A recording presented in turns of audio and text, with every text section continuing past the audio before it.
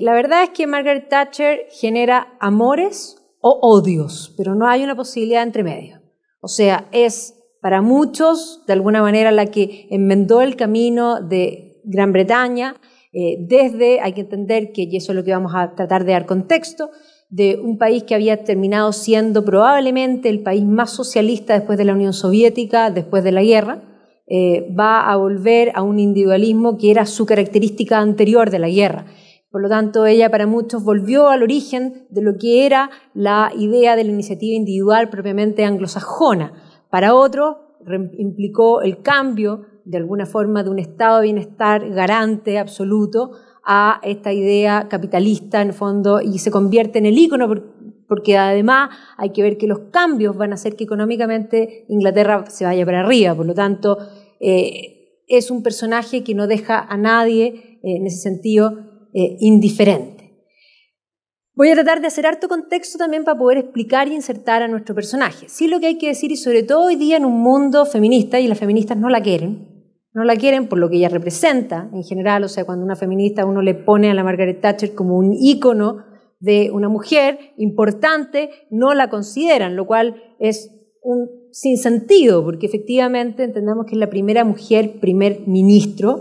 Y después de muy poco tiempo, entendamos que el voto femenino se logra en Inglaterra en 1918, parcialmente, y en 1928. O sea, ella nace justamente con recién el voto, o sea, ella tenía 3 años, cuando en el fondo ella nace el 25, cuando de alguna manera se aprueba el voto. Y sí, va a entrar en política, y entendamos que si para hoy día las mujeres entrar en política y consideran que hay discriminación aún, entendamos que para el periodo de la Thatcher era realmente real y absolutamente cierto. O sea, va a ser una mujer que le va a tocar abrirse un camino como mujer. Y de hecho va a jugar también esa carta, porque en algún minuto cuando ella entra en política y no la consideran, ella va a acusar que está siendo discriminada por ser mujer. Muchas veces uno tiene que usar la debilidad para poder de alguna manera convertirla en fortaleza.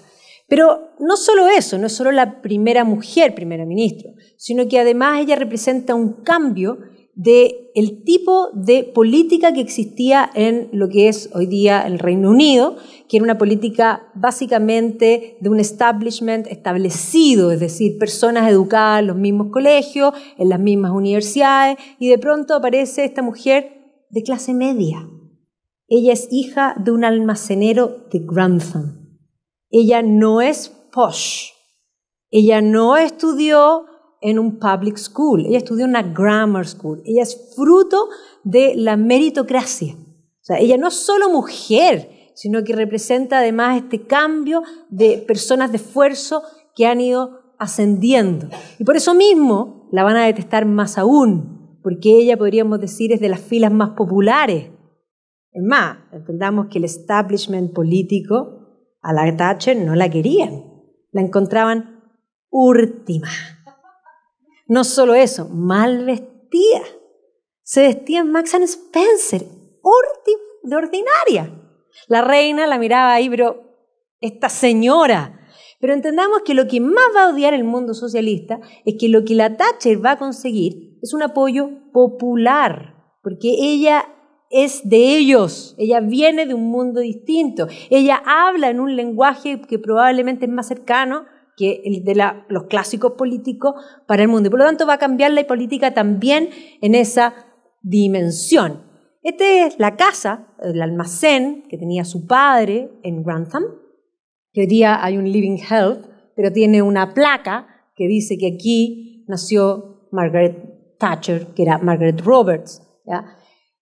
Ahí está todavía con Roberts, y ya con la foto ya era primera ministra. El padre va a ser un tremendo orgulloso de su hija por lo mismo, por el mérito del trabajo. Ella va a ser una mujer de trabajo, y eso se muestra en lo que ella se va a convertir después como política. Ella, como hija de almacenero, va a estar en contacto y va a trabajar como parte de la familia. Yo vivía en el segundo piso, en el primer piso estaba el almacén, y por lo tanto ella ayudaba al papá. Y ayudaba al papá y le vendía las cosas a sus clientes. Y ella siempre dice, yo siempre entendí que nosotros como almacenero buscábamos el bienestar de nuestros clientes, y los clientes piensan en lo que es un almacén de barrio. El almacén de barrio es que llega la señora, en el fondo, no sé, la señora Pepita, la señora Juanita, y uno sabe lo que le gusta, y por lo tanto esa idea de que de alguna manera el comerciante quiere explotar a la gente, para ella no tenía sentido. Todo lo contrario, esta era una relación humana, virtuosa, de win-win. Y eso es lo que ella va a de alguna manera, a entender desde pequeña. Pero no solo eso, sino que además hay que comprender que a ella le va a tocar nacer en un momento complejo. Entendamos que el siglo XX es un siglo complejo. El padre además siempre estuvo vinculado en política local, y no solamente aprendió del padre, en el fondo ella dice qué lugar más digno era el almacén de Grantham, donde aprendió en el fondo lo que era la honestidad, donde eran los negocios tienen que ser honestos, pero además donde este padre la llevaba a los mítines locales, o sea, en la política local participaba el papá, pero por lo tanto este amor que ella va a desarrollar en la política parte desde pequeña ahí. ¿Ya? Y no solo eso, sino que además el padre participaba en la iglesia metodista, por lo cual también los principios, los valores cristianos van a estar también, digamos, en el ambiente familiar que va a crecer Margaret Thatcher. Dos hermanas, ella y Muriel, ahí están las dos, en el fondo pequeñas, no hay demasiadas fotos de ella como niña. Va a ser una muy buena estudiante. En Inglaterra hay un sistema donde los alumnos entran a los colegios y existen dos exámenes 7 y 11, y en esos dos exámenes se determina si el niño va a lo que se constituye como una grammar school, que es lo que es el camino a la universidad, o si va a una, en el fondo, complementary school, que eso en el fondo no necesariamente es el camino a la universidad. De hecho, ella va a ser fruto de la grammar school. Y vamos a ver que los políticos, cuando ella de alguna manera va a incluso ser después ministra de Educación, querían terminar con la grammar school, porque los políticos no querían cambiar el establishment. Y había muchos meritócratas ascendiendo, partiendo por la señora Thatcher.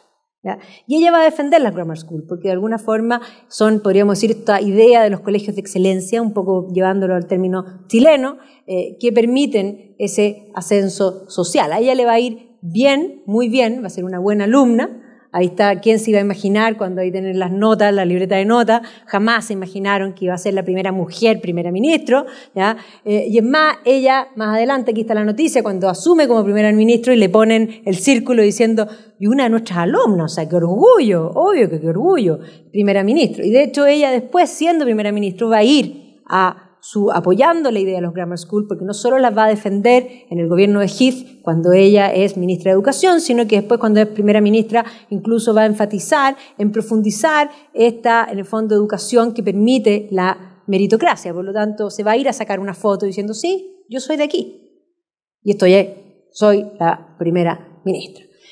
Por sus méritos va a lograr también entrar a la Universidad de Oxford, así que si no fue a un public school, sí va a ir a las universidades importantes, va a entrar a estudiar química primero y después derecho. ¿Ya? Por lo tanto, porque estaba interesada en la política y evidentemente que el derecho era algo que le permitía trabajar en la política. En la universidad va a empezar a vincularse con las juventudes conservadoras y por lo tanto va a decidir que aparte de química, o sea, además, digamos, una mujer de talento, digamos, intelectual, va a estudiar dos carreras que podríamos decir bastante diversas, porque la química y el derecho, uno podría decir, es como defínete. No, efectivamente una mujer que va a conocer de muchas cosas.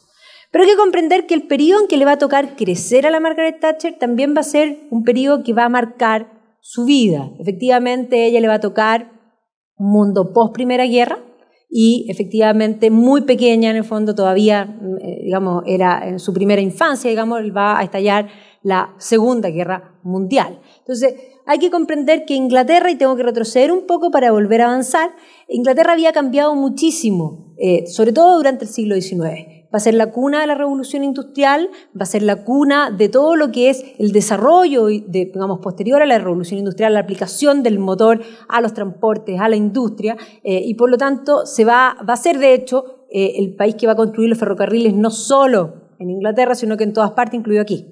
¿Ya? Por lo tanto, es el mundo durante el siglo XIX va a cambiar radicalmente. Yo siempre insisto, cuando hablo de la revolución industrial, que el mundo antes de la revolución industrial era entre 1800 y el Imperio Romano, si lo quieren llevar bien para atrás, era bastante parecido. Súper parecido. No había cambiado mucho. El modo de vivir era muy similar. Y para efectos prácticos, todos eran pobres. Sí, es verdad, era un mundo mucho más igual. Absolutamente igual. Todos eran pobres. La pobreza era endémica y generalizada. La revolución industrial va a generar un cambio y va a generar el mundo que nosotros conocemos. Entonces, no solo se van a cortar las distancias y no solo se va a empezar a producir cantidades como nunca antes. Y sí, va a crecer la desigualdad. ¿En qué sentido? En que van a surgir gente más rica y los pobres, que en fondo siempre fueron, ahora se van a notar más pobres en relación. Un poco una de las... ¿Por qué insisto en esto? Porque esta es una de las cosas que la Margaret Thatcher va a defender.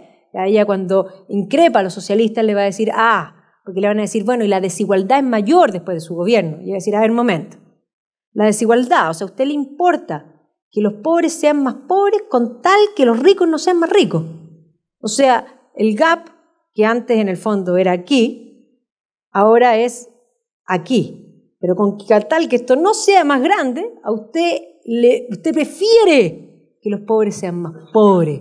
Ojo, que es algo que política contingente ha aparecido en los discursos de varios hoy día, que hay que preocuparse de los ricos, no de los pobres. No sé si lo escucharon ahora en la política contingente, eso un poco para que vean. Pero efectivamente sí, wealthy and poor va a empezar a notarse.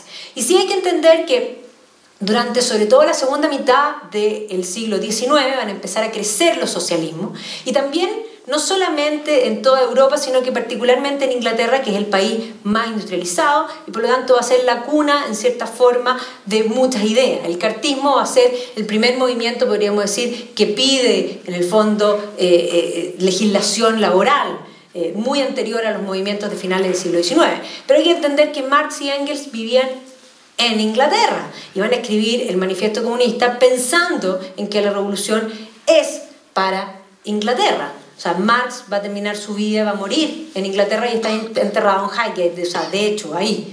¿Ya? Todos estos cambios se van a manifestar, para 1851 Inglaterra es lo máximo, o sea, lejos, la más linda, podríamos decir, como país, nadie les puede competir.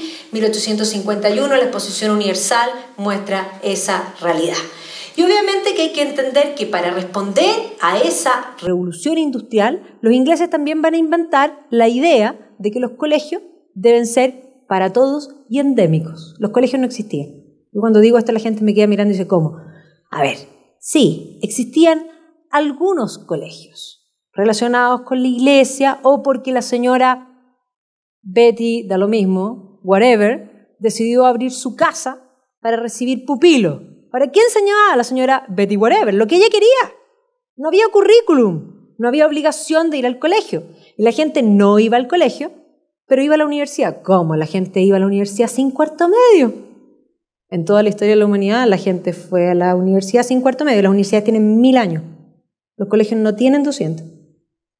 ¿Ya? Entonces, los ingleses van a inventar esta idea de una educación para todos. ¿Para qué? Para generar gente útil para el sistema industrial. Y por eso la legislación que crea los colegios públicos, de alguna manera los colegios, y no solamente los public school, porque también los public school, entendamos que en Inglaterra, cuando yo hablo de public school, no me estoy refiriendo a los colegios públicos como aquí. Cuando yo digo public school, en Inglaterra me estoy refiriendo a los colegios más elegantes de Inglaterra.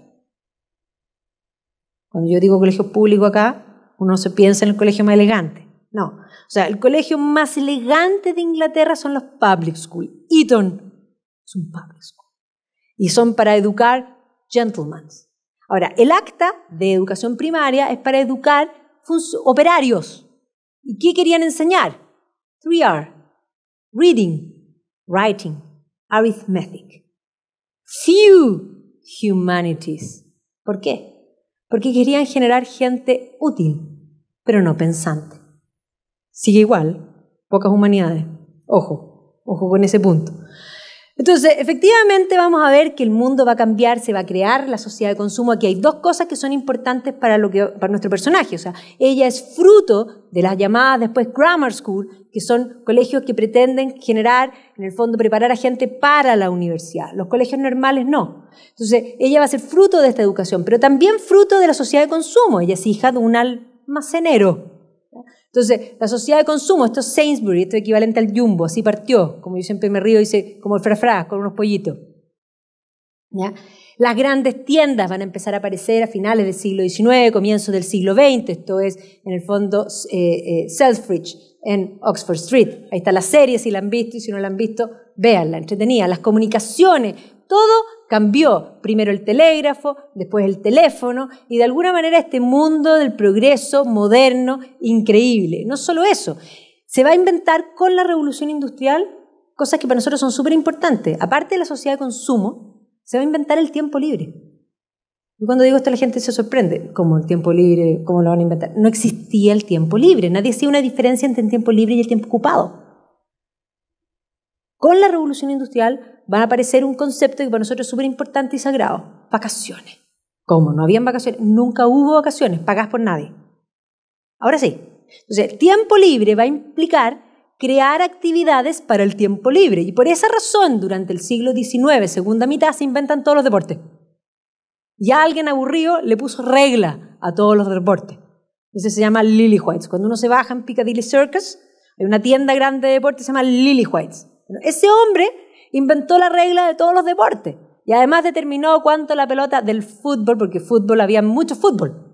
De hecho, el fútbol hay toda una polémica. ¿Quién lo inventó? Si unos pubs en el sur o las trade union en el norte. Los dos jugaban fútbol. Dígase fútbol, pelota y pie. Pero las reglas eran distintas. No podían jugar entre ellos. Entonces, Lillywhites es súper importante para poder desarrollar el deporte como algo competitivo donde efectivamente puedan jugar y por lo tanto que la pelota sea igual, sí importa. Entonces, es una época no solo de eso, sino que además el consumo del arte. Yo me dedico al arte y siempre digo que cuando la economía va bien, el arte va mejor.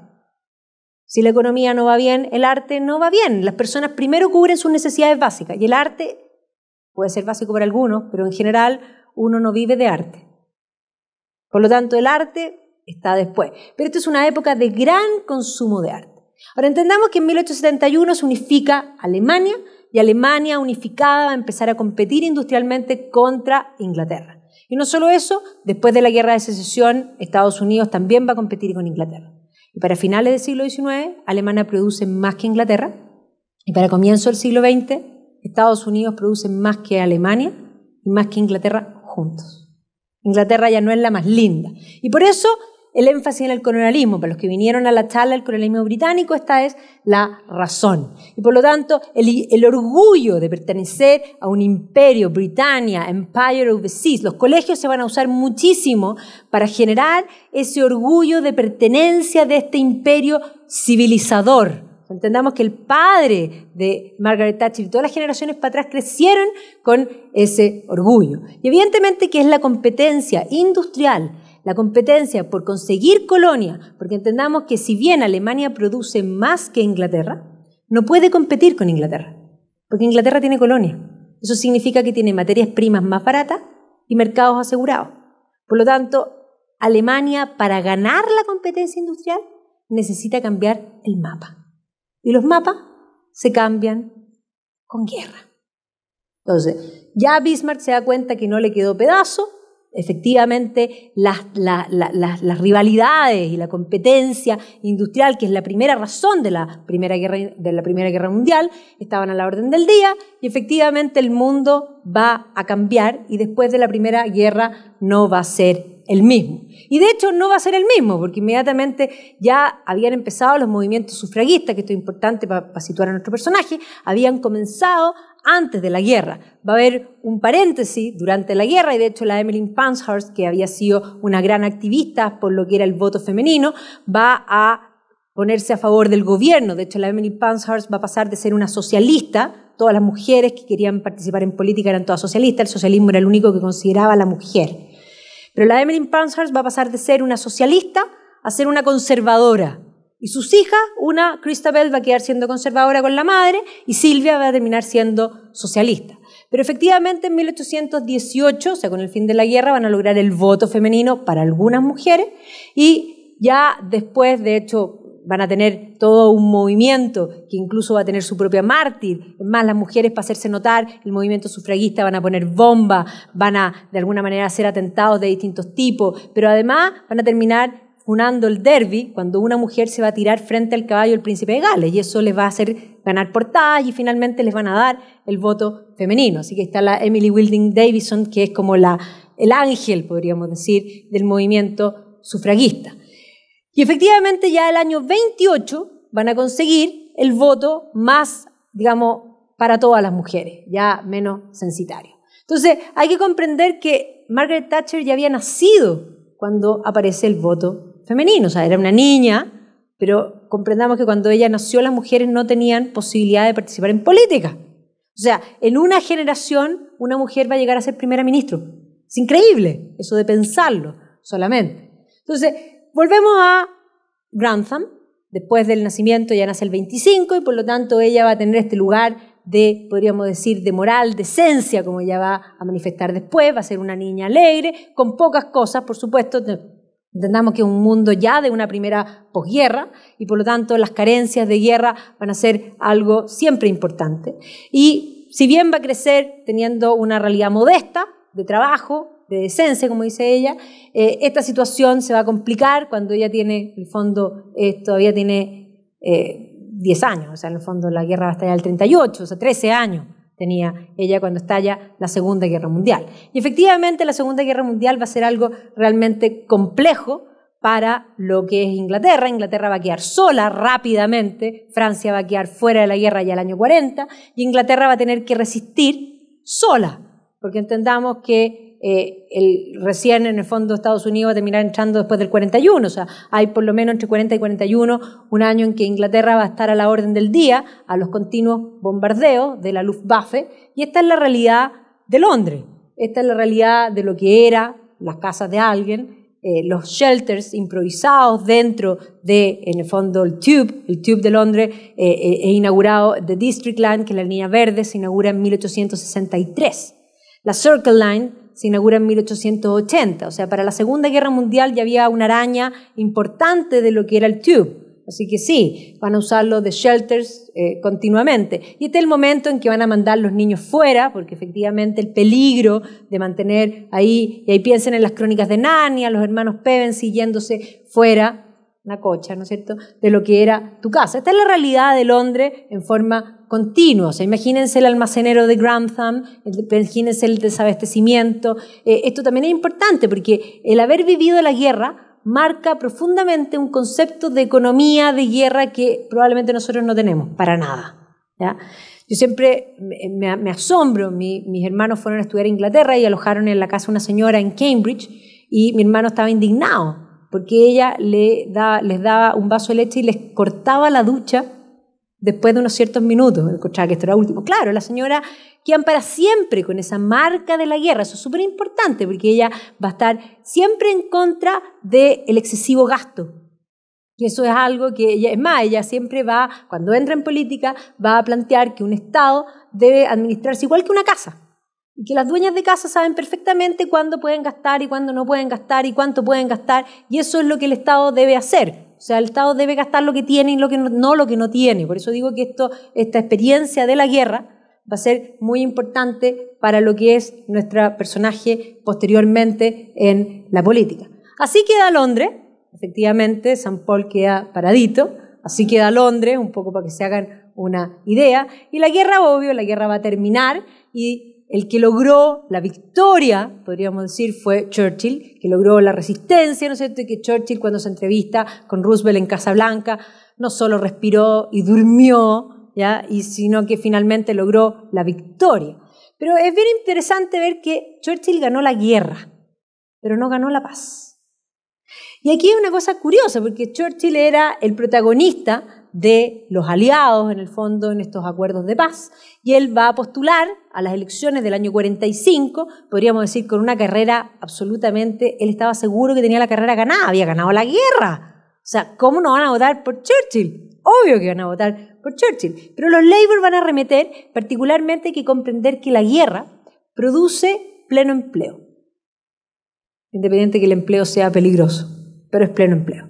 Y después de la guerra, se produce un temor, porque efectivamente el hecho que una cosa es que Churchill estuviese comandando el fin de la guerra, pero otra cosa es que un gobierno conservador tomase ahora el timón. Eso implicaba ciertos temores y por lo tanto los Labour se van a aprovechar de esos temores y van a desplegar una campaña prometiendo instaurar una New Jerusalem, es decir, la creación de un estado de bienestar. O sea, tomen su decisión, nosotros les vamos a dar, pensemos que vienen de la guerra, de desabastecimiento, por lo tanto, las promesas de los Labour van a calar profundo en los británicos y efectivamente el año 45 no gana Churchill, sino que gana Clement Attlee.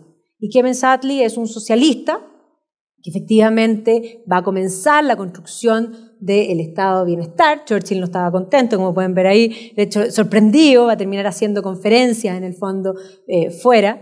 El rey tampoco estaba muy contento de recibir a Attlee, pero bueno, fue nombrado primer ministro y por lo tanto Clement Attlee va a ser el que va a continuar con las negociaciones de paz. O sea, uno siempre ve a Churchill en estas fotos, nunca ve a Attlee, pero aquí está Attlee también en las negociaciones de paz. Attlee cree, y aquí hay que comprender que todos creían ya, en mayor o menor medida, y hay que comprender que después de los años 20, sobre todo después del Jueves Negro del año 29, todos se van a tornar hacia la idea de que en economía el Estado debe intervenir. Podríamos decir que Keynes es la figura que va a marcar sobre todo la posguerra. O sea, Keynes va a triunfar esta idea de que el Estado debe intervenir en economía. Comprendamos que la Unión Soviética era completo Estado en economía.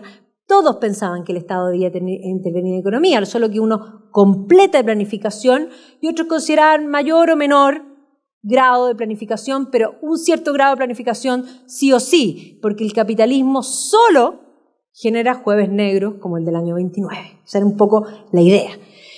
Y por lo tanto, aquí vamos a ver que efectivamente Inglaterra, después de la guerra, estaba totalmente destruido, había vivido con los préstamos de Estados Unidos durante la guerra y, claro, Clement Attlee prometía construir un estado de bienestar y cuando termina la guerra Estados Unidos le corta los préstamos.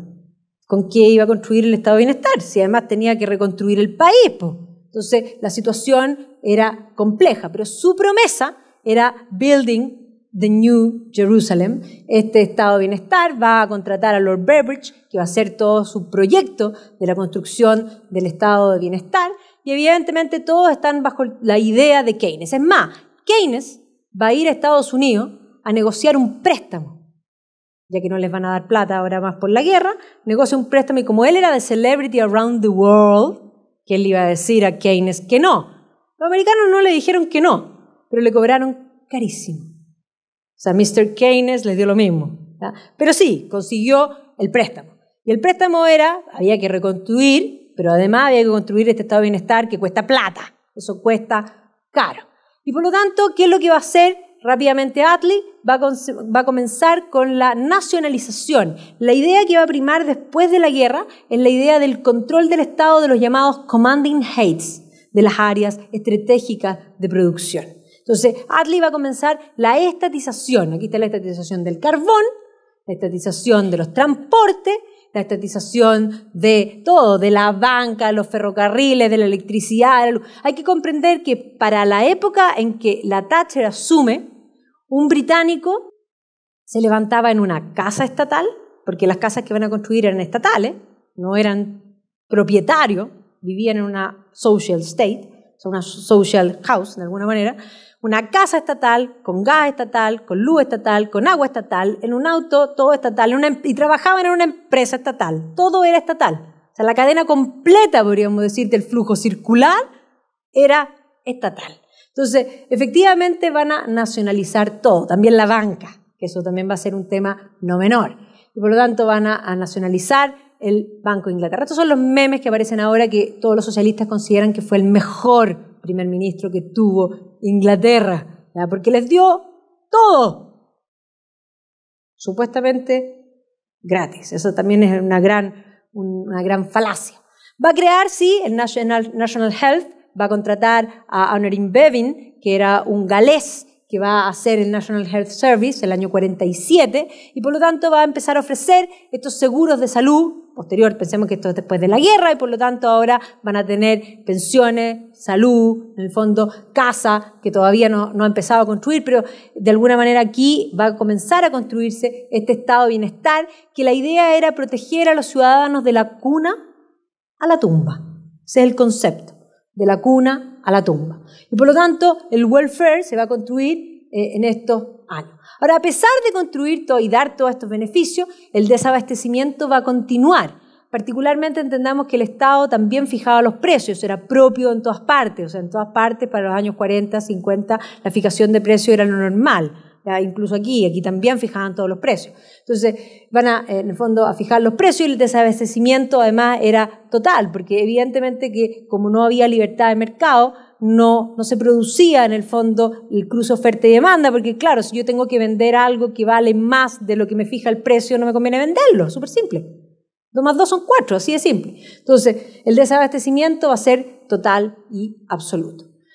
Ahora, además Inglaterra tenía que pagar una plata por mantener la trizona que le correspondía por, en el fondo, la división de Alemania. Alemania, rápidamente, vamos a ver que todos van a tratar de devolverle las zonas de ocupación y, de hecho, Inglaterra va a pedir permiso antes para poder no pagar, en el fondo, su zona, porque dice, tengo que reconstruir, tengo el país totalmente destruido, pero además tenía que pagar este welfare state que estaban creando. Ahora, también en este periodo va a aparecer el libro de Orwell, que es La granja de los animales, que va a empezar a poner un poco alerta al mundo de cómo quedó el mundo después de la guerra. En ese sentido podríamos decir que Stalin había liberado a la mitad de Europa, comillas, pero efectivamente habían quedado detrás de la cortina de hierro. Y de hecho va a ser el propio Churchill el que va a acunar ese término en Fulham, en Estados Unidos, cuando hace el discurso, diciendo que en el fondo Europa, se ha instalado en Europa una cortina, una cortina de hierro. Ahí está Churchill mirando detrás de la cortina de hierro. Ahora, el gran problema es que Attlee no le alcanzaba la plata.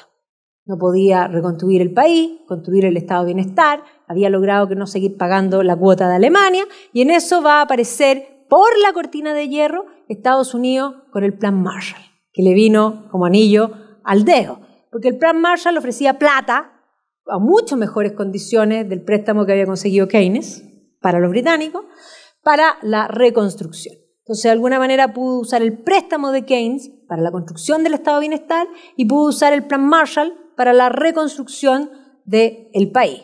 ¿Pero qué era Europa ahora? Una vieja mendiga frente al Congreso americano. Y así va a iniciar la reconstrucción, esto era Inglaterra, y va a comenzar también su construcción de viviendas sociales, que para él era muy importante, y va a continuar con su ataque en forma permanente a las empresas privadas. Esta caricatura es genial, muestran a Sir Clemens con una espada pinchando el último conejo que queda, que se llama Private Enterprise.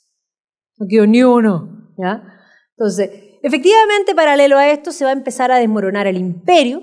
Entonces, por una parte, a independizarse la India, el año 47, ya van a hablar en profundidad de Gandhi, así que no voy a entrar en tema. La constitución de la OTAN también va a participar rápidamente Gran Bretaña. Y Attlee también va a decidir que debe gastar una plata en secreto, ¿sí?, para construir la bomba atómica. Porque si Inglaterra no tiene una bomba atómica, estaba convencido de que Estados Unidos nunca lo iba a respetar. Y por lo tanto va a derivar un montón de plata que eran para otras cosas, para la construcción de la bomba atómica en secreto. Esto no lo va a decir porque sería poco popular que en el fondo, Labour socialista derive la plata a armamento. Eso no es propio, podríamos decir, de la izquierda, aunque así fue. Va a estallar la Guerra de Corea, el año 50, y el año 51 hay nuevas elecciones, se presenta nuevamente Churchill, reloaded, podríamos decir, y va a ganar. ¿Ya? Por lo tanto, Clemens Attlee queda fuera, y muchos esperaban que Churchill retrocediese, todo el avance socialista que había hecho Attlee, y no lo hace. No lo hace porque además eran medidas, impopulares. Además, el 52 vamos a tener una nueva reina, ¿ya? Va a asumir el 53, va a ser coronada, ¿no es cierto?, como Elizabeth segunda, y ahí está todavía, permanente. ¿Ya? Después de Churchill van a seguir los conservadores, va a asumir Anthony Eden, ¿ya? Que efectivamente le va a tocar complejo, le va a tocar la crisis del canal de Suez, además le van a tocar una serie de problemas que finalmente va a terminar él saliendo y entregándole el gobierno a Harold Macmillan. Siguen los conservadores en el poder, podríamos decir, tuvimos a Clemens Attlee, socialista, Churchill, en el fondo, se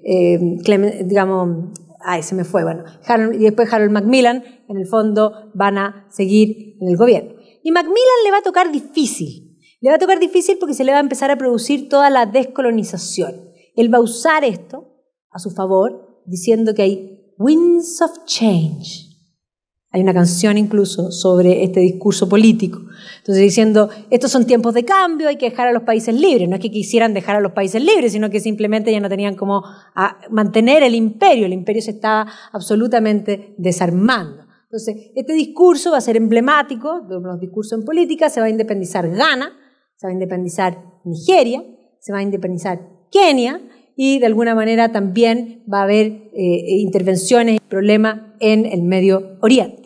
Europa va a comenzar a pedir la unificación, ¿ya? De hecho, De Gaulle va a ser el que va a empezar con la idea y va a ser Robert Schuman desde Francia el que va a empezar a tener esa idea. Ahora, Macmillan va a ser muy amigo de Kennedy y va a aceptar este acuerdo que va a permitir que ojivas nucleares americanas sean puestas en territorio británico. Ojo, que Clemens Attlee había comenzado con la bomba atómica, pero no la terminó. Y cuando Churchill asumió, se dio cuenta del gasto público que había incurrido Attlee en la bomba atómica, lo denunció y terminó la bomba. O sea, los ingleses ya tenían sus bombas. Pero aquí en este acuerdo se van a poner ojivas nucleares americanas en todo el territorio, particularmente en Escocia y en todo el territorio británico, porque era mucho más cerca disparar a la Unión Soviética desde Inglaterra que desde Estados Unidos. Y evidentemente que esto va a causar un desasosiego, podríamos decir, social no menor, porque efectivamente el terror de la bomba atómica era una cosa permanente. Esto, vuelvo atrás, esto eran parte de unos dibujitos, de unos papeles que le repartían a la gente, decían en caso de bomba atómica. O sea, ustedes se mueren lo divertidos que son, porque efectivamente en caso de bomba atómica no intenta hacer nada. Está muerto, pero era como tape las ventanas, o sea, una cosa que insólita, pero ahí están en el fondo esto. Y estos son todos los lugares donde había, de alguna manera, ojivas, no en todos, pero hay varios que tienen avioncitos, ¿ya?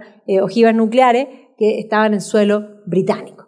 Y por eso la manifestación social en contra de esto va a ser con este símbolo, que es el símbolo hoy día, el símbolo de la paz, pero en verdad era un símbolo contra las ojivas nucleares.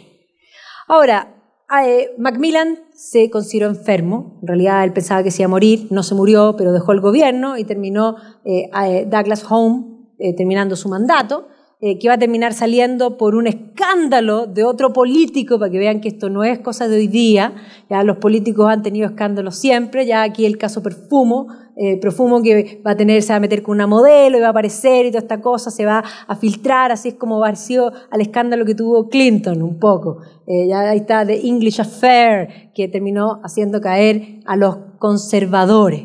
Entonces, podríamos decir que mientras Margaret Thatcher está estudiando todo esto lo que está pasando, Margaret Thatcher va a entrar a la Universidad de Oxford y los conservadores que habían gobernado después de Attlee han ido un poco desprestigiándose, particularmente los escándalos finales van a terminar desprestigiando al partido profundamente y obviamente van a terminar pasándole el gobierno a los Labour. Entonces aquí tenemos a Margaret Thatcher estudiando, se va a graduar de química el año 43, va a ser bachiller en química y se va a dedicar a los rayos X y a la cristalografía, de hecho. ¿Ya? O sea, aquí el periodo en que ejerció, que no ejerció mucho tiempo, porque se va a dar cuenta que lo que le gusta es la política y por lo tanto va a entrar también a estudiar Derecho. De hecho, ya el año 46, dentro de las asociaciones de conservadores de los estudiantes, ella ya empieza a figurar como una carta, entendamos que las mujeres no eran muchas, y por lo tanto la señora Roberts destacaba dentro en el fondo del mundo. Este es el periodo también que ella es muy conocida por su sombrero, cosa que después los va a dejar de lado, por, en el fondo, injerencia de terceros que le van a hacer como un fashion emergency, un poco. Y ahí lo primero que le van a plantear es dejemos los sombreros, pero los sombreros eran propios de su vida. Ahora, ella ya en la universidad había leído el libro de Friedrich Hayek, que se llama The Road of Serfdom, donde planteaba que la injerencia del Estado en la economía es un camino a la servidumbre. Y que de alguna manera lo que se necesita para que haya, que no puede haber una verdadera libertad política, decía Hayek, si no hay libertad económica.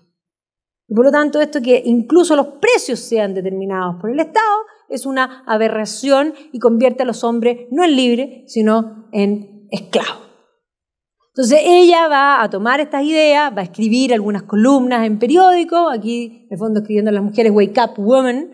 ¿Ya? Efectivamente, ella era de las pocas mujeres que estaban en política, va a participar de los mítines de los conservadores, donde eran pocas mujeres, o sea, si ahora uno piensa que le hacían alguna broma de tipo sexista, este era un periodo en que efectivamente las bromas eran de calibre pesado, ¿ya? Y solo le quedaba sonreír o poner el párele, que siempre lo hemos podido hacer. Lo que pasa es que hay gente hoy día que está tremendamente chulicentía y no sabe poner el punto sobre la I cuando corresponde, porque la verdad es que frente a una broma es decirle ubícate, punto. ¿Ya? Pero bueno, ella va a tener que ubícate constantemente, porque entendamos que este es un mundo primariamente de hombres.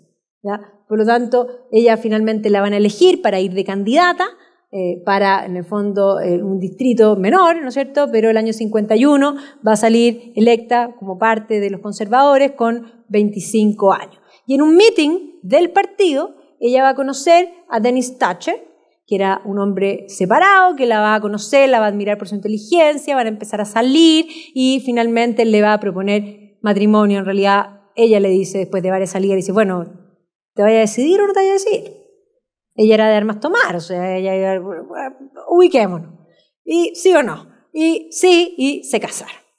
Así que se va a casar, ella considera que es bastante mayor y por lo tanto no se va a casar de blanco. Ahora yo conozco a varias de muy cercano, mi madre también se casó como a los 30, que consideraba que para esa época era vieja y ella tampoco se casó de blanco.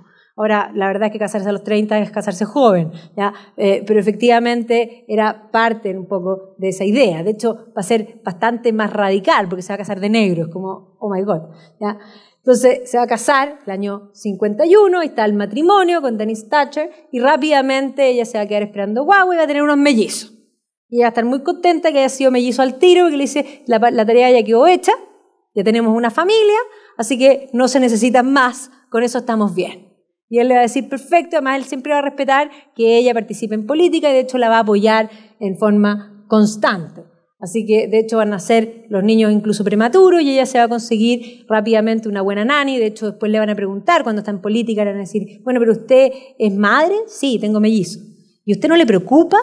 Que ¿cómo puede participar en política? Cuando ella quería ser, en el fondo, parlamentaria, quería ser MP, quería correr por MP. Y entonces le van a decir, bueno, pero es que hay mítines en la mañana, hay mítines en la tarde, hay mítines. Entonces ella va a decir que ella tiene una muy buena nani, pero entendamos que para este entonces es considerada una muy mala madre. Todavía hay gente que piensa que eso es así. Yo creo que es compatible hacer las dos cosas, pero efectivamente ella también lo va a pensar y lo va a lograr bastante bien. El año 59, finalmente, después de varios intentos, porque no le va a ir bien, y sobre todo aquí es donde ella va a acusar discriminación por el hecho de ser mujer, no había muchas MP mujeres, va a lograr ser electa Member of Parliament, así que ahí está la foto cuando es electa, y ahí están los niños felicitándola, porque en el fondo es ahora parlamentaria. Estas son las fotos que le sacan para la revista, que le hicieron en el fondo un reportaje, porque no había muchas mujeres y por lo tanto esta mujer que además madre, porque claro, podría ser una mujer que no tiene familia, pero ella además tenía mellizo, o sea, no era menor el tema. Y ahí está la familia feliz, ¿no es cierto?, con los niños, Dennis y la nueva parlamentaria. Y aquí los sombreros destacan, recuerden, los sombreros son importantes. Ella va a lograr ser, en el fondo, ministra de las pensiones en el gobierno de Macmillan, va a empezar a aparecer, o sea, por lo tanto va a conocer el mundo de las pensiones desde el gobierno todavía de Macmillan, tuve que volver atrás, pero luego finalmente los conservadores se desprestigian y ella, en el fondo, van a ganar los Labour.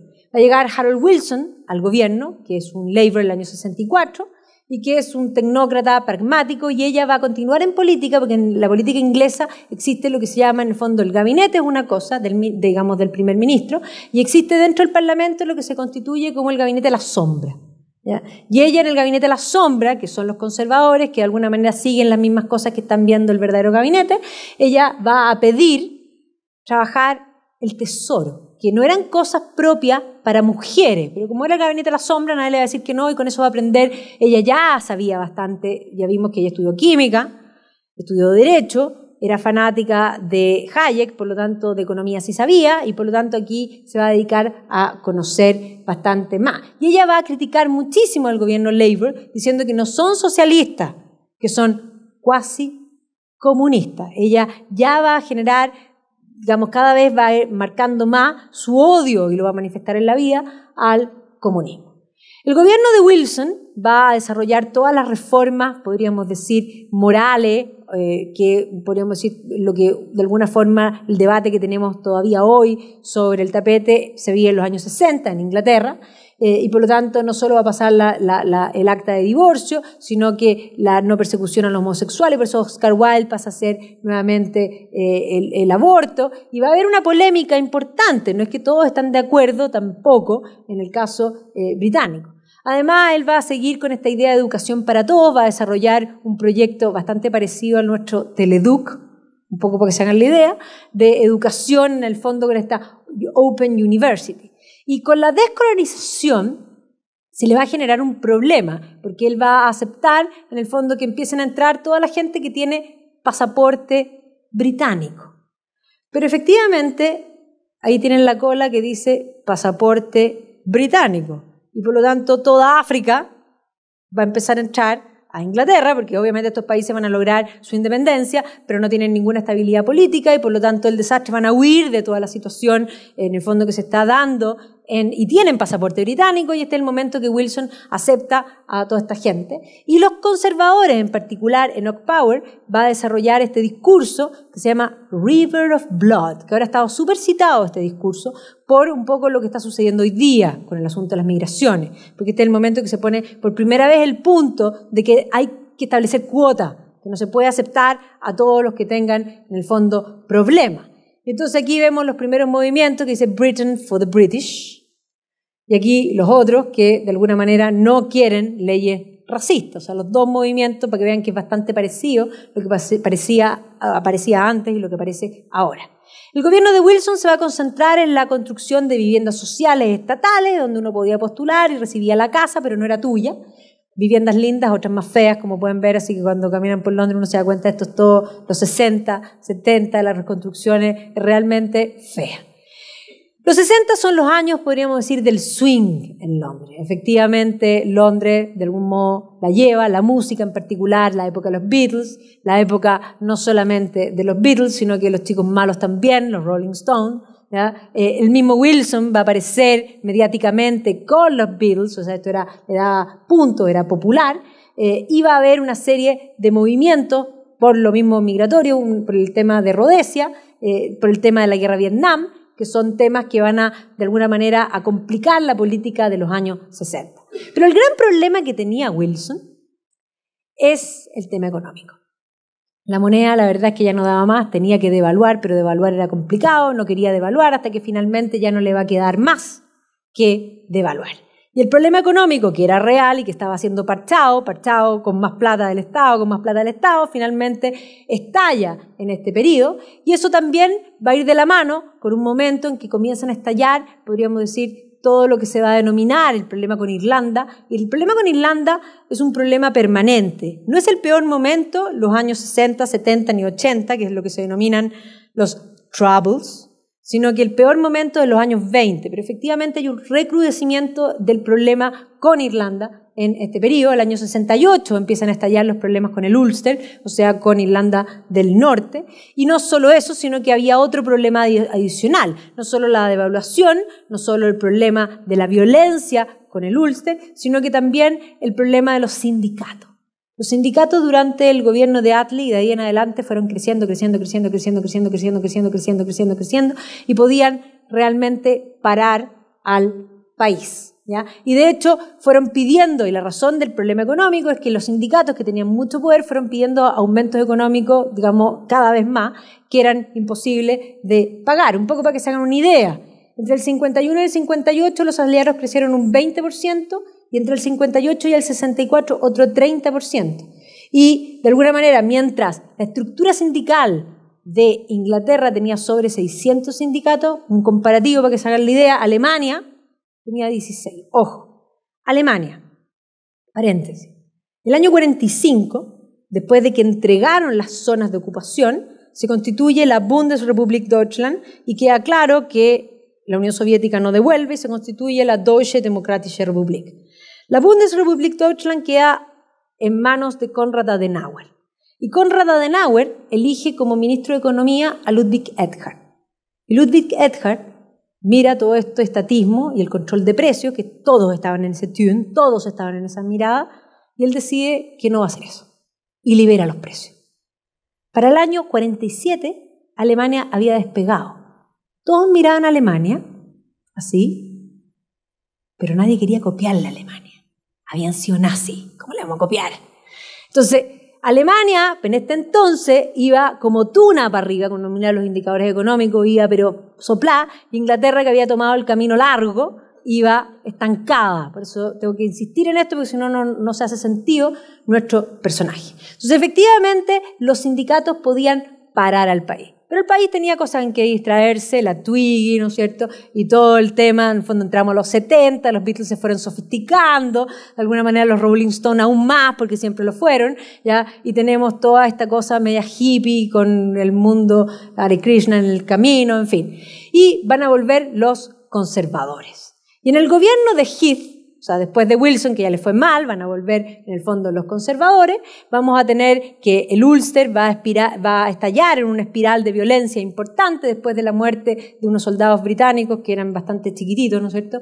Y de ahí va a haber una serie de atentados que no solo se van a explotar en Irlanda del Norte, sino que además se van a trasladar a Inglaterra. Entonces van a empezar a poner bombas en distintos lugares en Inglaterra, va a haber represalias en el Ulster, obviamente, y este es el momento que se conoce como The Troubles, como en sí, y este es el momento del pub de Guildford, este es el momento de la película En nombre del padre, para que se hagan la idea, un poco para que entiendan. Entonces, efectivamente, la política no era fácil.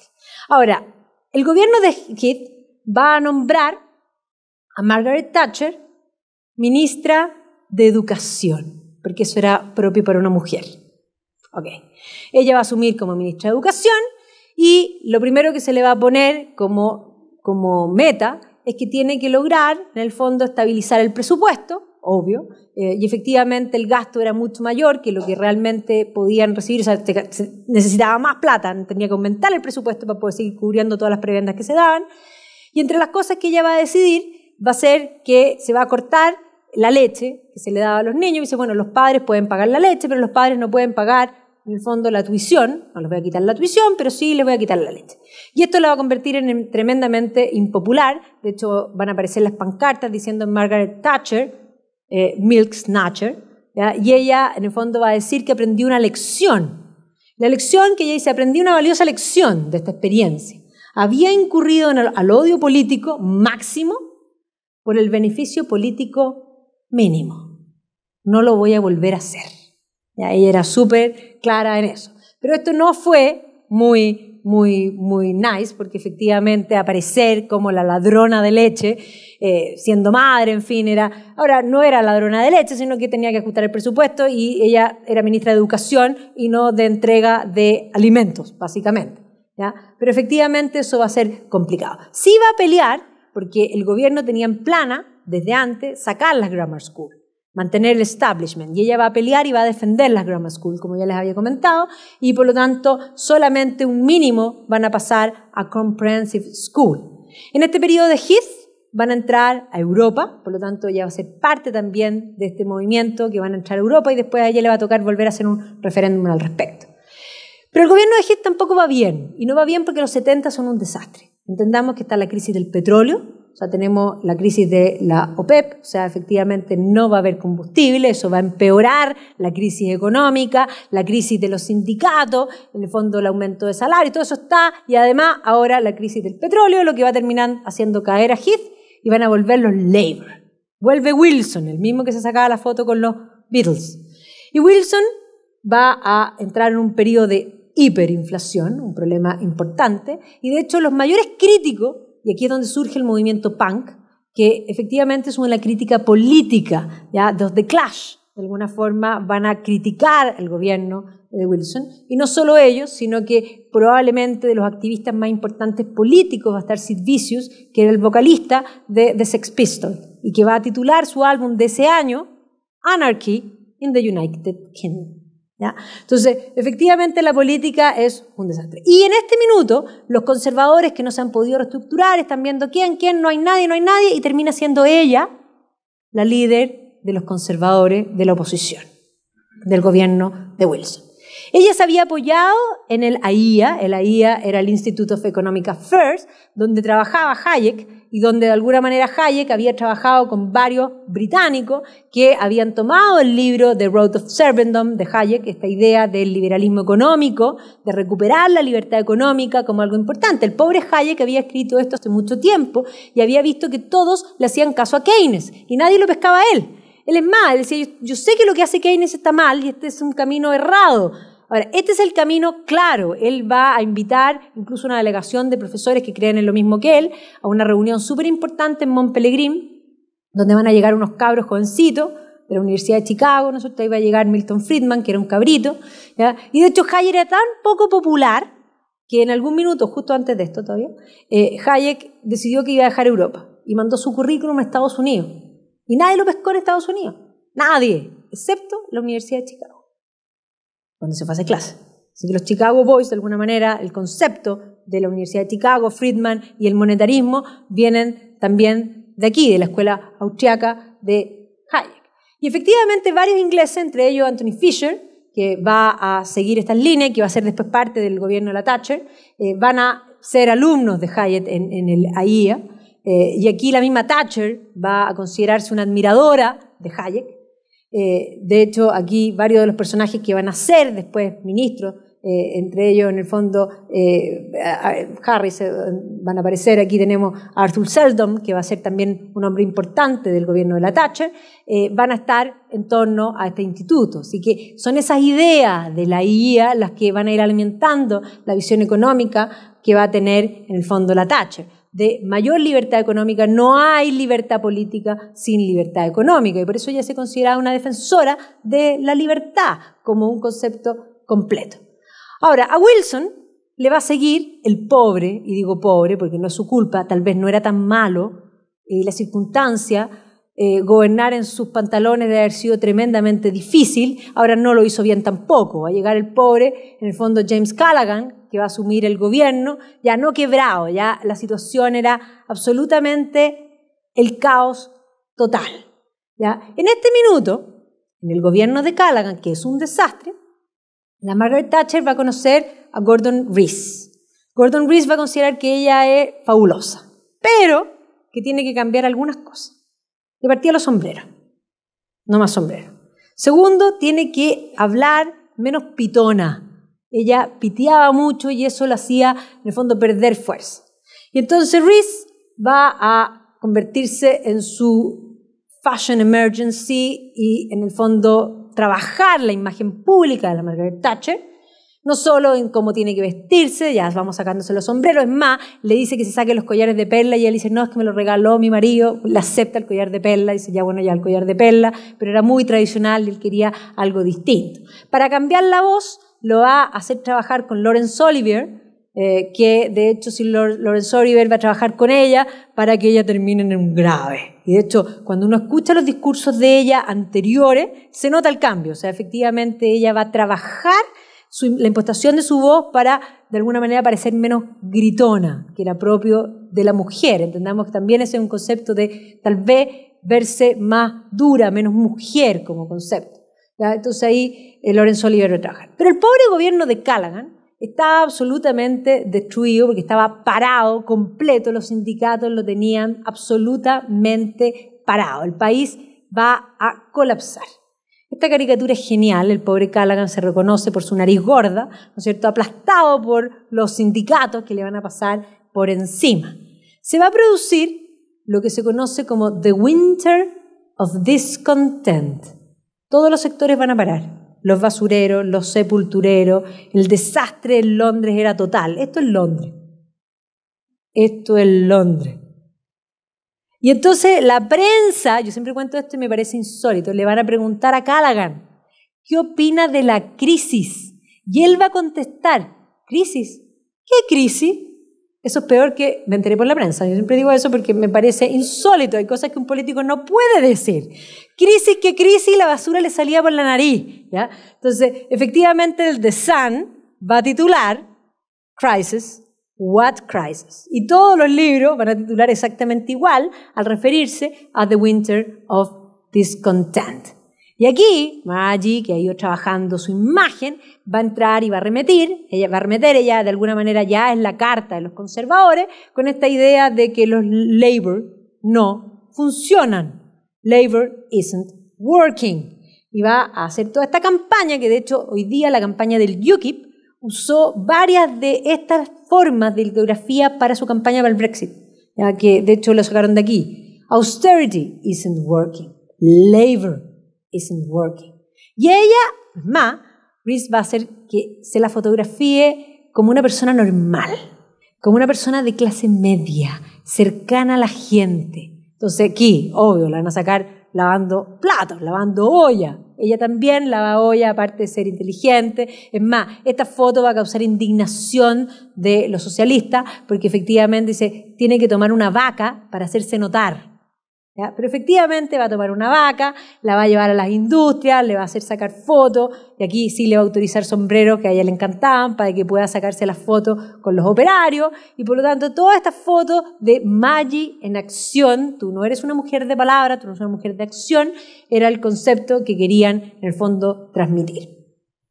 Y en el fondo esta idea, además que ella planteaba, era el fin de este equilibrio que se había dado entre lo que es la empresa privada y el Estado, recuperar la iniciativa individual. Ella era, insisto, hija de un almacenero, de iniciativa individual, de esfuerzo permanente, y por lo tanto ella sabía que si uno quería tener más, tenía que trabajar más. Y ese era su concepto, de una familia trabajadora. Y evidentemente que además estamos en un contexto de la Guerra Fría, y ella va a decir esta frase, dice, los rusos se empeñan en el dominio del mundo y rápidamente están adquiriendo los recursos para convertirse en la nación imperial más poderosa que el mundo haya visto. Los hombres en el Politburó soviético no tienen que preocuparse por el flujo y el reflujo de la opinión pública. Ponen las armas antes que la mantequilla, mientras nosotros ponemos casi todo antes que las armas. Y esta idea le va a, de hecho, esto es un discurso que ella hace, todavía no es primera ministra, y esto le va a hacer que un periodista soviético del periódico Red Star hable de ella como Iron Lady. Y entonces ella va a tomar este guante, otra vez la debilidad la convierte en fortaleza, va a aparecer en un discurso del Partido Conservador vestida de rojo, entonces va a decir, I am here tonight, wearing my red gown chiffon, the Iron Lady of the Western World. ¿Ya? Y ahí todos la van a aplaudir porque en el fondo ella va a tomar, se va a convertir en la Iron Lady, de hecho se va a sacar esa foto así como tipo Juana de Arco, yo soy la dama de hierro. Y efectivamente el año 79 va a terminar siendo primera ministra. Así que victory. Va a llegar la primera mujer a 10 Downing Street.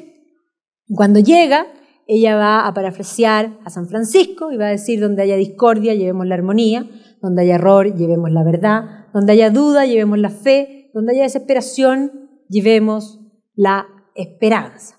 Pero evidentemente que aunque ella llegó al poder, la situación de Inglaterra era caótica y por lo tanto arreglar las cosas y apretar el cinturón no iba a ser algo fácil. Aquí se va a sacar incluso una foto en el jardín, en el fondo detrás del Parlamento, donde está la estatua de la Emmeline Pankhurst, que es la feminista del movimiento de las suffragettes, un poco diciendo, miren, O sea, un poco diciéndole, mira, lograste el voto, la primera mujer primera ministra, no es menor, ¿ya? Entonces la reina la va a recibir, no tan contenta, acuérdense que no la encuentra muy elegante, pero bueno, es lo que hay, digamos, la peor es nada, era el asunto, ¿ya?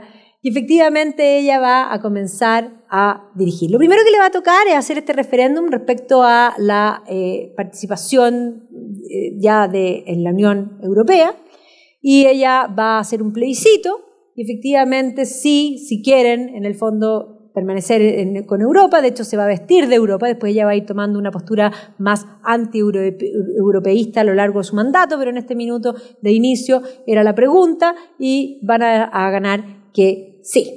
Ahora, el gran problema era lograr controlar la inflación. ¿Ya? Ella tiene la idea monetarista, es decir, ella cree no solo en Hayek, sino que los discípulos de Hayek ahí vemos que ya tienen la noción de que la inflación se produce particularmente por la cantidad de dinero circulante en la economía, y por lo tanto hay que bajar la cantidad de dinero, y por eso ella va a hacer unos juegos ahí, en el fondo con la tasa de interés, que es lo que va a hacer en el fondo Howe, que va a ser el ministro ahí. De hecho, él va a aparecer en la prensa con este maletín, diciendo aquí está el presupuesto, y este es todo el presupuesto que hay. O sea, un plan de austeridad concreto del gobierno para poder mejorar los índices en el fondo económico y poder controlar la inflación, porque si no, de alguna manera esto era imposible.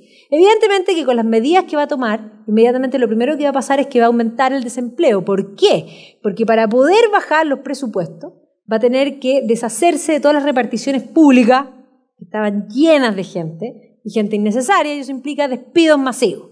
¿Ya? Un poco si uno piensa en lo que pasó en Chile es lo mismo. ¿Ya? Exactamente el mismo, digamos, la misma dinámica. Y por lo tanto, el año 79 el desempleo va a subir muchísimo y efectivamente va a haber un periodo de estabilización donde después va a empezar efectivamente a bajar. Pero esto va a provocar turbulencias sociales. Así que efectivamente las calles se van a convertir, ya no es el Ulster, ya no es el IRA, simplemente, porque el IRA también va a ser, sino que ahora son las turbas que no quieren quedarse sin empleo. Pero además ella va a empezar con la idea de que toda empresa pública tiene que, en el fondo, manejar su presupuesto y además ser rentable. Y que toda empresa que no es rentable tiene que cerrar.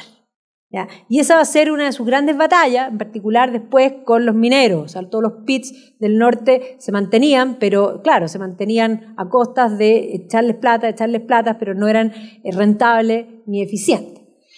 Ahora le va a tocar que efectivamente en esta primera parte, porque aquí yo lo voy a dividir y voy a ir para atrás y para adelante un poco por los distintos temas, que Galtieri va a, teniendo problemas propios en el gobierno, va a tratar de desviar la atención y va a ocupar las Islas Falklands, o Malvinas, como las llaman los argentinos, y esperando que los ingleses no reaccionen por este par de islas del fin del mundo. Y además en Inglaterra había una mujer, ¿cómo va a reaccionar una mujer? ¿Ya? Pero esta mujer, que ya había demostrado ser The Iron Lady en el discurso, va a demostrar ser Iron Lady más que el discurso. Entonces rápidamente ella va a decidir declarar la guerra, The Empire Strikes Back, y efectivamente se va a librar la batalla, digamos la guerra de las Malvinas, donde además ella va a tomar decisiones duras, porque en un minuto se había establecido ciertos mares donde se podían hundir, van a hundir los argentinos el Galahad, y por lo tanto después ellos van a hundir el Belgrano fuera del lugar donde se habían establecido, y allá la van a cuestionar por este asunto. Y ella va a decir, mira, es muy simple, si nosotros no hundíamos el Belgrano después nos iba a hundir a nosotros. Así que, punto, la guerra es guerra y no hay punto. ¿Ya? Entonces efectivamente los argentinos van a considerar que es lo peor que puede existir. ¿Ya? Y obviamente que esto le va a ganar una popularidad, porque entendamos que era un imperio, el imperio británico, se había perdido. Esto es como recuperar la idea del imperio, el concepto de Empire Strike Back, y ganó. Y por lo tanto, si ella podía ser impopular en las medidas que había tomado en un comienzo, esto le va a dar una gran popularidad, y ella va a ser tremenda, va a usar también, acuérdense, la imagen de mostrarse arriba de los tanques, o sea, no es la única que se sube a los tanques para que vean que las cosas se copian, ¿ya? Y efectivamente los ingleses van a titular Gotcha, ahí está el hundimiento del Belgrano, y finalmente la victoria. Ella además va a ir a las Falklands, ahí la van a recibir, en el fondo a Maggie, ¿ya? Y de hecho hoy día todavía las Falklands tienen el día como feriado, que es el día en que Margaret Thatcher visitó la isla. ¿Ya? Entonces ella va a decir, tuvimos que luchar contra el enemigo externo en las Malvinas, pero siempre tenemos que estar atentos al enemigo interno, que es mucho más difícil de combatir y más peligroso para la libertad. Esto le va a ganar varias portadas, como en el fondo soltó al león, el león del imperio que estaba amarrado, ahora se va a soltar y ella va a aparecer como la luchadora de la libertad. Y se va a aprovechar de esto. Ella, volviendo al tiro de ganar la guerra, va a llamar a elecciones anticipadas. Hay gente que le copia y le fue mal. Pensemos ahora en la Theresa May, hizo lo mismo pero no le resultó. Se llamó a elecciones anticipadas y ganó, pero por cantidad, o sea, todos estaban felices.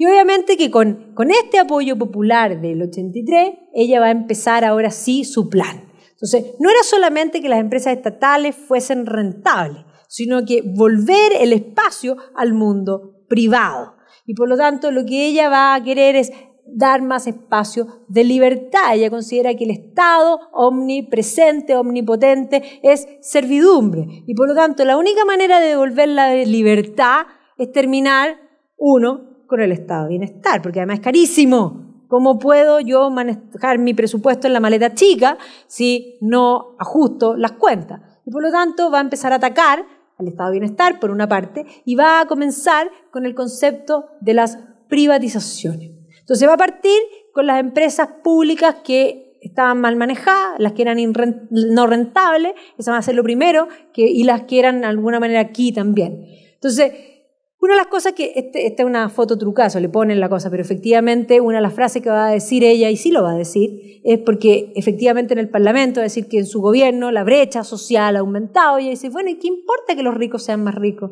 Si los pobres son menos pobres. O sea, que suba todos, que todos suban. O sea, y ahí es donde le increpa a los empíricos y dice, usted con tal que los ricos no sean más ricos, prefiere que los pobres sean más pobres. Entonces, efectivamente ella va a plantear, ¿qué importa que los ricos sean más ricos? ¿Ya? Y ella lo que va a plantear es que la gente quiere vivir en paz, quiere trabajar tranquila, quiere tener menos reglamentos, quiere tener, en el fondo, su capacidad de poder elegir. Eso es la libertad. Entonces va a empezar con todo un plan de privatizaciones, lo que ella va a llamar el capitalismo popular, que además va a indignar a los socialistas, porque además decían, ¿quién va a querer comprar las empresas? Pero cuando abre las empresas a la bolsa, todos querían comprar las empresas, y los primeros que querían comprar las empresas eran los propios empleados, que iban a tener además prebendas para comprar acciones, digamos, en condiciones más ventajosas. Y por lo tanto, cuando salen a la bolsa, rápidamente esto va a funcionar y va a funcionar muy bien. Este es el caso solo de ferrocarriles, para que se hagan una idea. O sea, los ferrocarriles habían ido fantásticos en el siglo XIX, y en el fondo las guerras y principalmente los gobiernos socialistas, la nacionalización, totalmente ineficiente, y de la privatización en adelante la empresa se fue para arriba, y esto tú lo ves en cualquier empresa, sucede lo mismo. Todo lo que se llama British fue estatal en algún minuto, incluyendo British Airways, British Petroleum, todo lo que quieran. Entonces, no solo eso, no solo va a ir a las empresas, va a ir más allá. Va a ir al capitalismo popular en el sentido que ella va a estar convencida de que la gente quiere ser dueña de su propia casa. Y los socialistas van a decir, pero ¿quién va a querer ser dueño de sus casas? Si tienen sus casas estatales y están regios.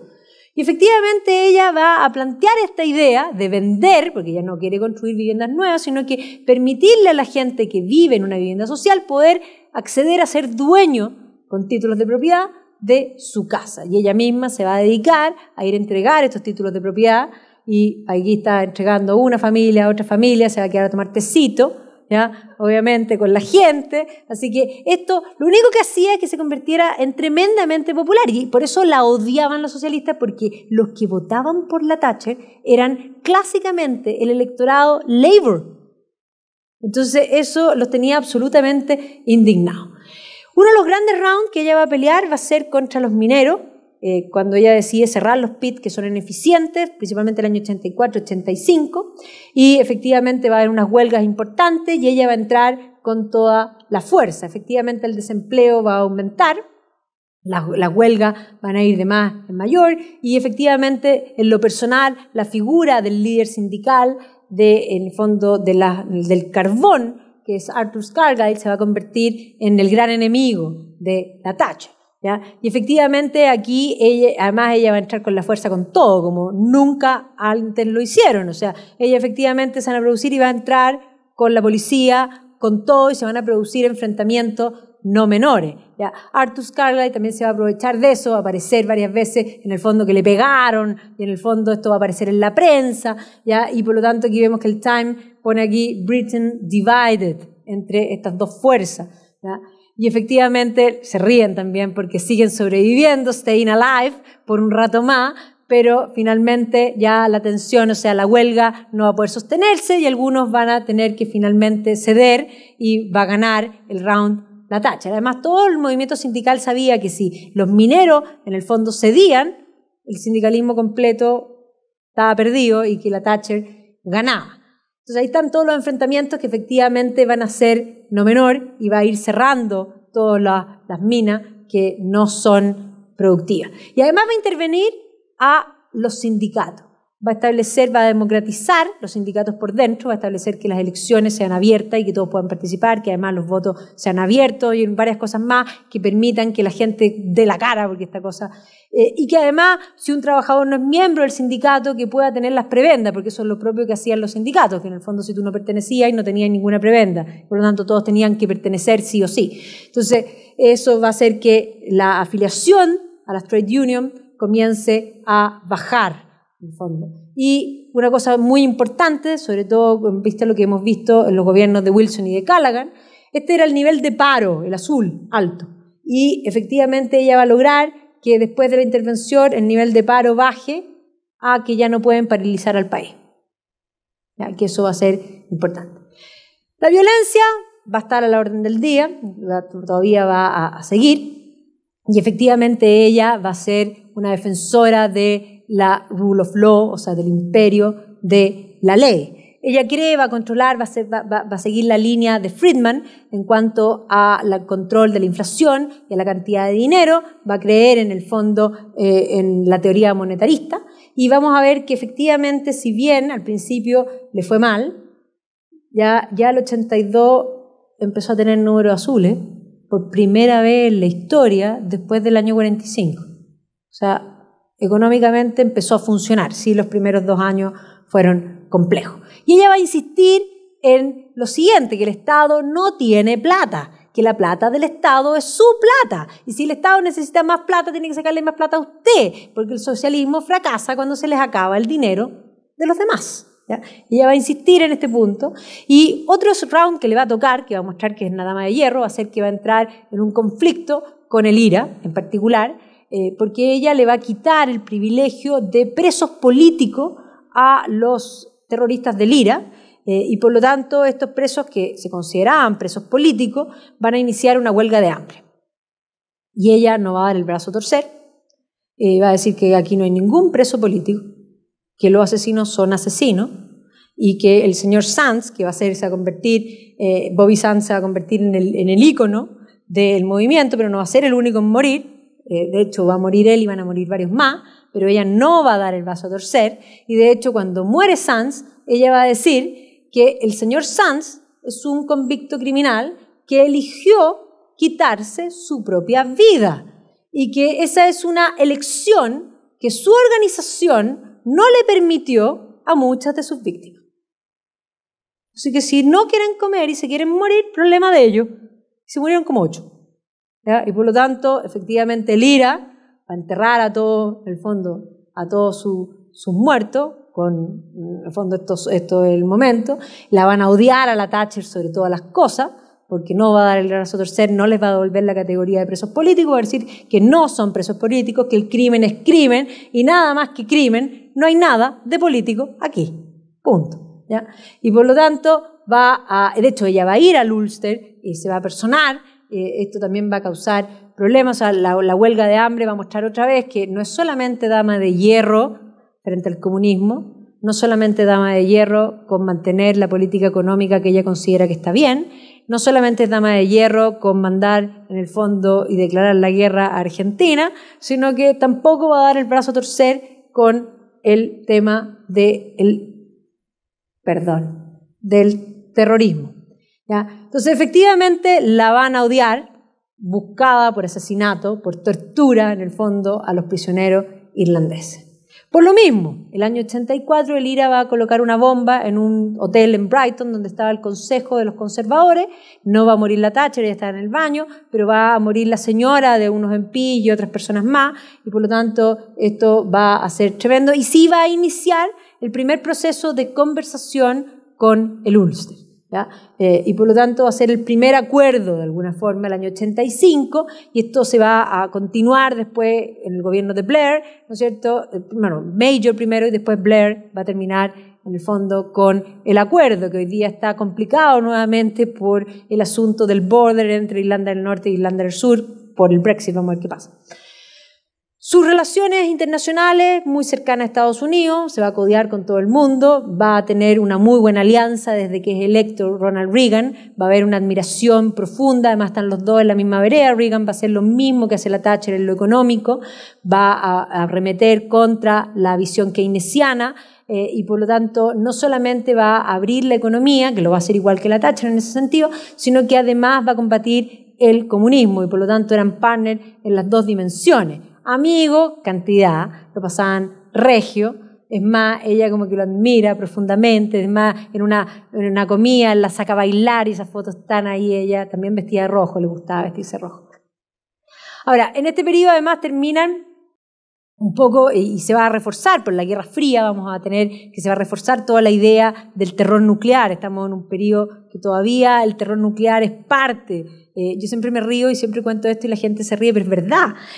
Yo soy hija de la Guerra Fría. Nosotros con mi hermano jugábamos. Nuestro juego es que alguien había apretado el botón y había los monitos de Playmobil, tenían que huir a unos, en el fondo, shelter improvisados porque había estallado la guerra nuclear. O sea, a ese nivel, de alguna manera, era la percepción. Estoy diciendo que no juego cuando uno era chica. Entonces, oh my God, ¿qué fue eso? Eso fue la Guerra Fría. Me estaba diciendo allá. Ok, entonces, efectivamente se va a estrenar esta película que se llama Thread, que es como la película, ¿se acuerdan ustedes del día después? Bueno, esto es antes, y esto es una película grabada en Inglaterra donde supuestamente estalló la bomba nuclear y lo que sucede, y esto obviamente va a generar un pánico. Ahora, cuando es electo Mikhail Gorbachev, él va a visitar Inglaterra, y cuando ella lo recibe, lo primero que le va a decir, Mr. Gorbachev, tengo que decirle que yo odio el comunismo. Pero se van a caer bien. Ahora, Gorbachev estaba bastante frito, la economía era un desastre, y la verdad es que no le quedaba más que hablar de perestroika y de glasnost, y se cayeron bien. De hecho, él la invitó a la Unión Soviética, ella va a ir. De hecho, ella, que era considerada tremendamente mal vestida en el Reino Unido, en la Unión Soviética, es más, la gente se agolpaba para verle, las tenía. Ahora entendamos que en la Unión Soviética efectivamente no había nada. O sea, hasta ella, Marks and Spencer, era algo tremendamente elegante, ¿ya? Pero ahí está ella, que va a volver a ponerse sombreros, como pueden ver, y ahí saludando a toda la gente en la Unión Soviética. Sí, su relación con la reina nunca va a ser muy fluida, pero va a ser lo que ser. Efectivamente va a reunirse con Indira Gandhi, con Nelson Mandela, que ustedes ya hablaron de él la semana pasada. Su relación con Europa no va a ser tan fluida. Aquí está con Kohl. Aquí está cambiándole la bandera porque le habían puesto la bandera británica a Kohl y la alemana a ella. Ya rápidamente, armas tomar, esta es la suya, ¿ya? Mitterrand, que la mira con un poco menos de, digamos, de simpatía, particularmente porque ella ya no cree en Europa. A ella le molesta, ella ha logrado deshacerse del socialismo en su país y ve que el socialismo vuelve desde la Unión Europea, y ella empieza a sentirse cada vez más un extraño en Europa. Y lo que ella les va a plantear a toda esta gente es súper simple. Le va a decir, nosotros simplemente pedimos nuestra plata de vuelta. Es más, va a pelear cuando aparece el tema del euro, y ella va a decir, no, la libra esterlina no la vamos a soltar. Y todos dicen, vieja loca. El 2008, gurú, la Margaret Thatcher. Entonces, efectivamente, aquí piensen en esta reunión, puros hombres, todos pro Europa, y ella ahí poniendo la tónica, en el fondo, además de haber sido peleadora, o sea, no haber sido nada de fácil, ¿ya? Y por lo tanto la querían no tanto, ¿ya? Ahora, ella va a arremeter contra la Unión Soviética continuamente. Dice, la Unión Soviética ha impuesto su gobierno en los países vecinos, ya ha establecido la cortina de hierro entre el este y el oeste. Nosotros, Gran Bretaña, le hemos dado la libertad y la independencia a más de, en el fondo, 48 países, y su población, en el fondo, mientras ellos han esclavizado, nosotros somos los liberadores. Y aquí aparece en el fondo, Zimbabue, ¿ya? Entre otros. Y efectivamente sí, tenía popularidad, pero el problema su problema político se va a generar dentro de su mismo partido. Yo les dije que ella, muchos no la querían. Otros sí, la consideraban inteligente, habían considerado que efectivamente el país había despegado, o sea, efectivamente va la fortuna y cuando liberalizan no solamente la economía y las industrias, sino que el mundo financiero va a permitir que Inglaterra despegue profundamente. Pero van a empezar a haber discrepancias dentro del gabinete. De hecho, varios criticaban, y hoy día varios le critican, dicen, sí, fue la primera mujer primera ministra, pero no tuvo ministras mujeres. Le gustaba ser la única mujer, es verdad. ¿Ya? Y efectivamente ella aceptaba comentarios, pero al final hacía lo que ella quería. Y eso obviamente también le va a ir generando algunos problemas. Ella va a proponer que efectivamente le va a quitar el poder a los gobiernos locales y va a establecer que los gobiernos locales ahora tienen que manejar su propio presupuesto y por lo tanto cobrar sus propias platas, y ella tiene la idea de establecer un impuesto plano, un flat tax para todos, y todos tienen que pagar este impuesto en el fondo a sus localidades. Esto es lo que se va a llamar el poll tax. Y varios del gabinete le dicen que el poll tax es un suicidio, o sea, la idea es lógica, o sea, si usted en el fondo recibe de su municipalidad que le saquen la basura, usted le paga un poll tax plano, todos pagan proporcional a lo que, o sea, a su plata, o sea, un porcentaje, ¿ya? Pero la idea de que todos paguen para ella era súper importante porque esta idea de que algunos paguen impuestos y otros no es una cosa perversa. Entonces, el poll tax, que lo va a aplicar primero en Escocia, va a ser súper impopular y va a generarse grandes movimientos en contra de esto, porque además mucha gente que no había pagado nunca impuestos no estaba dispuesto a pagar impuestos, aunque pagaban IVA, porque la gente que paga IVA también cree que no paga impuestos, porque como está en el precio no se dan cuenta que pagan impuestos, pero en realidad sí pagan impuestos. Entonces, efectivamente, este era un impuesto que había que pagarlo directo y obviamente que esto va a generar un movimiento en contra del poll tax. Va a haber otra vez riots en las calles. Sus cercanos, entre ellos Niall Lawson, le va a ser el primero en bajar el piso, le va a decir me voy, era en el fondo el del maletín, me voy, ¿ya? El del maletín. Howe también le va a decir yo también me voy, que eran los más cercanos y por lo tanto ella se va a sentir súper traicionada. De hecho, va a ser una reunión de gabinete donde están todos y además les va a preguntar y se va a dar cuenta que son más los que están en contra que los que están a favor. Y ella no está dispuesta a dejar el poll tax, sino que dice, bueno, cuando yo propongo algo y que eso no se acepta, yo prefiero irme. Y entonces ella en la noche va a hablar con su marido, le va a explicar lo que pasó. El marido le va a decir, ¿sabes qué? Termina. Que no te molestes más. Y entonces va a ir y va a renunciar. Así que efectivamente la crisis se produce dentro de su propio partido y ella en el fondo va a terminar renunciando el año en el fondo 90, ¿no? Cuando el 91 ya no. Y aquí está cuando se va con el marido que la va a buscar, se va, ahí está con lágrimas, el Daily Mirror pone acá, y renuncia. Y claro, efectivamente para muchos ese es el momento del fin de la Margaret Thatcher. Es la mujer que dividió, para otros la que construyó, pero nadie deja de alguna manera imparcial. Le va a suceder John Major, que era el que le tocaba, en el fondo ahí no fue electo, ¿ya? Que va a continuar, y obviamente en las elecciones siguientes va a salir Tony Blair, que es Labour. Todos están felices, por fin volvió el socialismo a Inglaterra, pero la Thatcher había cambiado a Inglaterra para siempre. Y a los que más había cambiado no eran a los conservadores, sino a los Labour.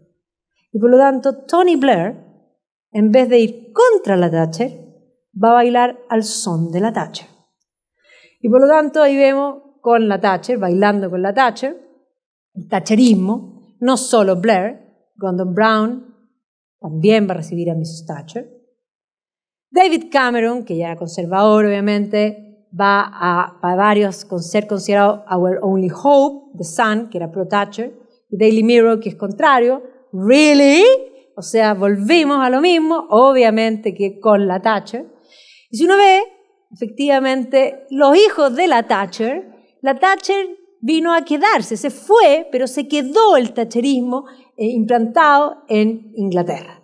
Efectivamente, el año 2013 va a morir a Thatcher. Esto nuevamente va a generar portadas en todo el mundo. Esta mujer que dividió, que cambió, va a recibir funerales de Estado. lo que va a provocar de las dos cosas. Hay gente a favor y gente en contra. Aquí aparece este hombre diciendo, "Thank you, Maggie, for all you did. Rest in peace. But we love her. You gave millions of us hope, freedom and ambition. Thank you. Thank you, Mr. Thatcher." Otros van a, de alguna manera, hacer protestas en contra, van a quemar monos de ella, porque además habían unos títeres de ella en particular, ¿ya? "You didn't care when you lied. We don't care that you died." Y aquí otros que van a reclamar por la plata gastada en el funeral de Estado, ¿ya? Otros que van a celebrar abiertamente y directamente. Entonces, efectivamente, vemos que hasta el día de hoy sigue dividiendo. Aparecen estos memes diciendo quién es mejor, la Thatcher, que tuvo un funeral de Estado, y Clement Attlee, que nos dio todo, acuérdense, un país quebrado, lo terminó de quebrar, básicamente, no tuvo un funeral de Estado. David Cameron, visto como Baby Thatcher, ¿ya? The Iron Lady Boy, y que efectivamente va a seguir la línea de la Thatcher, esto de sentirse extraño en Europa. Entonces, que el socialismo está instaurado ahora por la Comisión Europea, por el Parlamento Europeo, que el Parlamento Europeo, todas estas cosas que empiezan a aparecer, aunque él va a proponer el plebiscito, después va a hacer campaña para quedarse en Europa.